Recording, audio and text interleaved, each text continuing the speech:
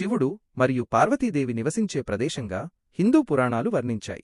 ఇక్కడ నివసించేవారికి మోక్షం లభిస్తుందని నమ్మడం దీనికి నిదర్శనం. జ్యోతిర్లింగం కాశీ విశ్వనాథ్ జ్యోతిర్లింగం శివుని 12 పవిత్ర జ్యోతిర్లింగాలలో ఒకటిగా ఉండటం, దాని దర్శనం వల్ల అపారమైన పుణ్యం లభిస్తుందని భక్తులు విశ్వసించడం ఈ నగర ప్రాముఖ్యతను పెంచుతుంది. మోక్షప్రాప్తి వారణాసిలో మరణించిన వారికి శివుడు స్వయంగా తారక మంత్రాన్ని ఉపదేశించి మోక్షాన్ని ప్రసాదిస్తాడని నమ్మకం ఉండటం, చాలామంది తమ చివరి రోజులను ఇక్కడ గడపడానికి ఆశించడం దీనికి ప్రధాన కారణం. గంగానది ప్రాముఖ్యత గంగానది ఒడ్డున వారణాసి ఉండటం, గంగానదిని శివుడు తన జటాజూటంలో ధరించినట్లు పురాణాలు చెప్పడం, గంగా స్నానం వల్ల పాపాలు తొలగి మోక్షం లభిస్తుందని నమ్మడం ఈ అనుబంధాన్ని బలపరుస్తుంది. పురాతనత మరియు ఆధ్యాత్మికత వారణాసి ప్రపంచంలోనే అత్యంత పురాతన నగరాలలో ఒకటిగా, వేలాది సంవత్సరాలుగా ఆధ్యాత్మిక, విజ్ఞాన కేంద్రంగా ఉండటం, అనేక దేవాలయాలు, ఆశ్రమాలు నిరంతరం ఆధ్యాత్మిక ప్రకంపనలతో